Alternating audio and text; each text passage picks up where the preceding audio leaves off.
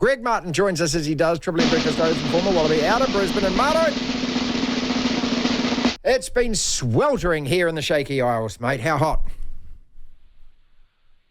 Well, I reckon you would have got to 26 one day. I don't know. Yeah, that's right. Keep an eye on Auckland weather. Yeah, 26. You want to know what it is now?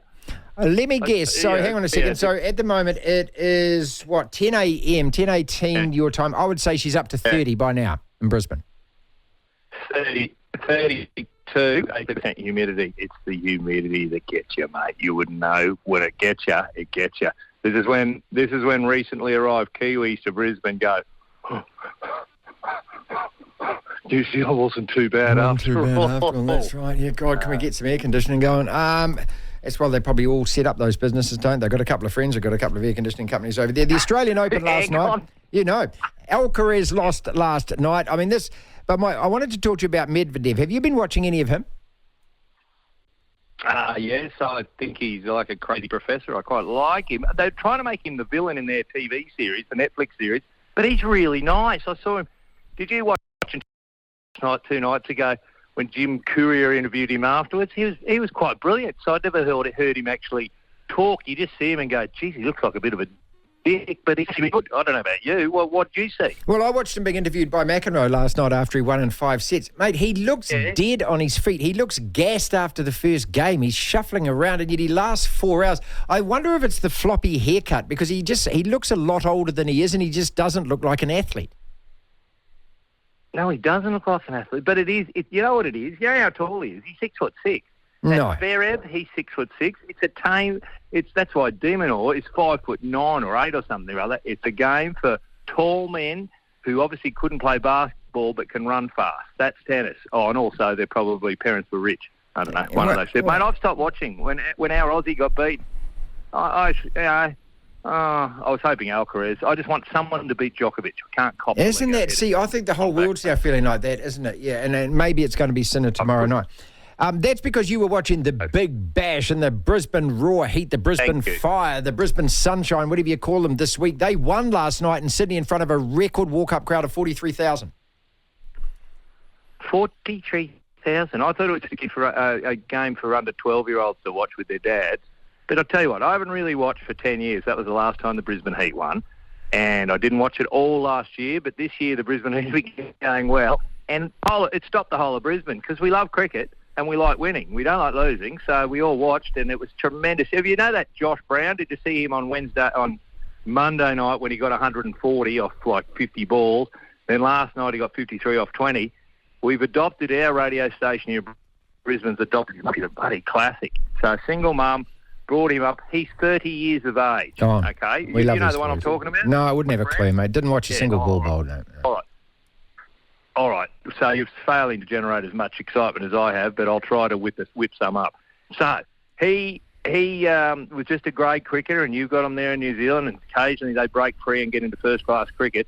He turned 30 the other day. He only first started playing for the Heat last year when he was 29. Before that, every Saturday of every summer, since the age of 5, his mum took him to cricket, drove him home, talked about the disappointment out for a duck as a batsman. She said he handled it all the way through, the disappointment. He kept playing great cricket and then finally got to be... You know where he's going tomorrow? You know who signed him? Tell me the IPL has signed him. Well, they will next, but it's the Bangladesh Premier League Category Challengers. Yeah, okay. And I don't know, this will lead to $1 million deal. I hope it does. Buy his mum a little house and live happily ever after, and they'll probably make a movie about it. Well, we love these stories. That's the thing. I mean, he's the guy, the kind of the pub cricketer made good, isn't it? So that's why we love those stories. Speaking of cricket, you've got a test match against the West Indies kicking off today in Brisbane at 5 o'clock. Did you? What did you call them? The worst Indies? Yeah. Yes, that is correct. Yeah. Well, this cyclone's hanging around up the top of Queensland. You wouldn't know about that, but there was worries about rain, so we were hoping it'd be wrapped up in 2 days, and it probably will be. Mate, they're just kids. We're just toying them like a cat with a mouse in its court, just giving it one around the head and then letting it run a little bit. That's the West Indies. But I'll be going, and do they still have that dirty pool that people slop and swim in and stuff? No. Well, okay. So that stopped during COVID, did it? I'm not. I'm not drinking. So the whole world has changed. I've given up drinking. This is Marto and I. We've had a look at ourselves, and so I don't know what's going to happen. I've never been sober at the cricket, so I don't know whether it's exciting or not. How long is this going to last? I'm going to drive. How long is it? What you said? My God, you're going to be like those people at the cricket telling people to shush and stop having fun. Yes, exactly. That is me. I don't like it's a scary thing because I've 2 weekends in a row I've been sober. Geez, it's boring. It's the Australia Day test. We've had a text in here. Ask Marto about Australia Day. Are you allowed to celebrate Australia Day still in Australia or not? Yeah, apparently. No, we've got a handle on this, mate. After that voice vote went down last year, you probably realised and told everyone to bugger off. Told the loud minority to bugger off. We seem to be winning a few more, well, they're not wars, but a lot of the activists, I think you call them, have shut up. But the Australian cricket team, so we're solar panel Pat and Steve Smith, they don't want to celebrate Australia Day because they're pains in the arse. There's still people, there's dickheads around, mate, and you can't help them. So everyone's just ignoring them. Australia's getting better. Since we galvanised ourselves and said, no, we're not to blame for what happened 200 years ago. Leave us alone. We were born here. This is our place. We don't have to be welcome to country is a big thing here in Australia. And it's ridiculous. Yep. So we're taking back a bit of control, and the idiot woke activists are actually being put in their place. You guys should try it sometime.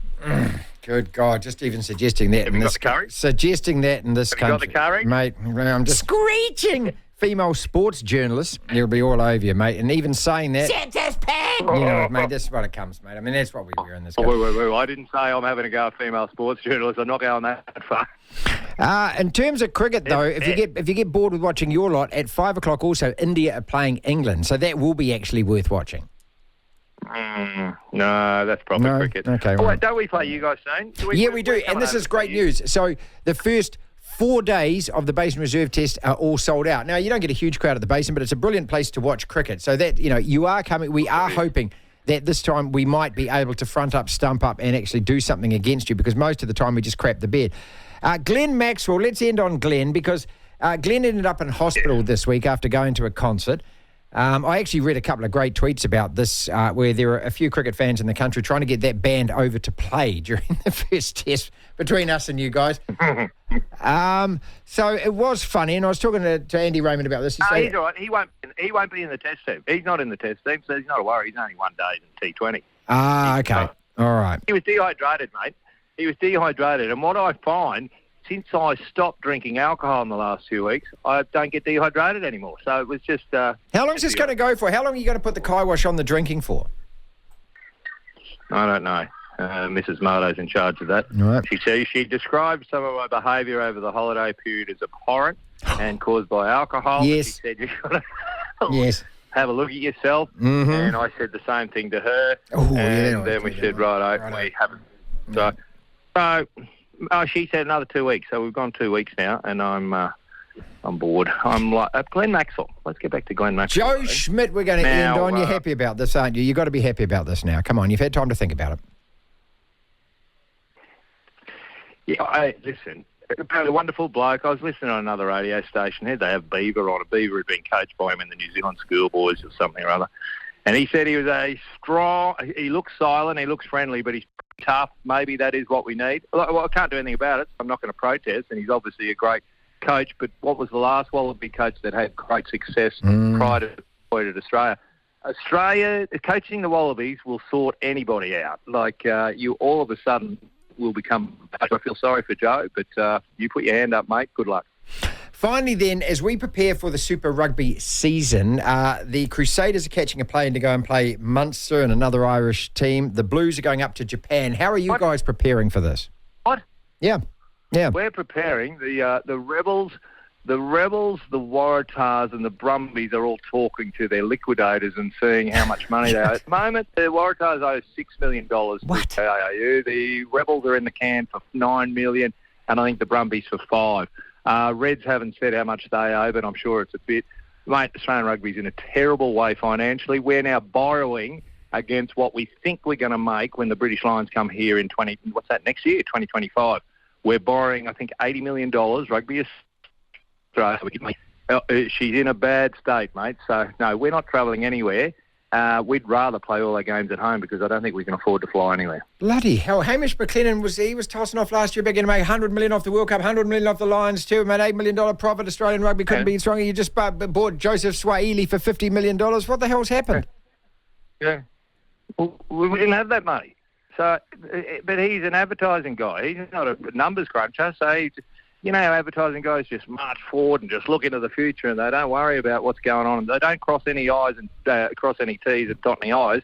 They just go big picture. Oh, it's all about exciting new opportunities and creative new technologies, isn't it? I mean, we get that here. So there you go. Yeah, How would you like to know that the New Zealand Rugby Union had borrowed $80 million just to keep surviving for the next 2 seasons? We'll see how it goes. Keep an eye on this, mate, because one of those two, geez, how would the Brumbies go dropping out? But the Rebels might have to cease operations. I don't know.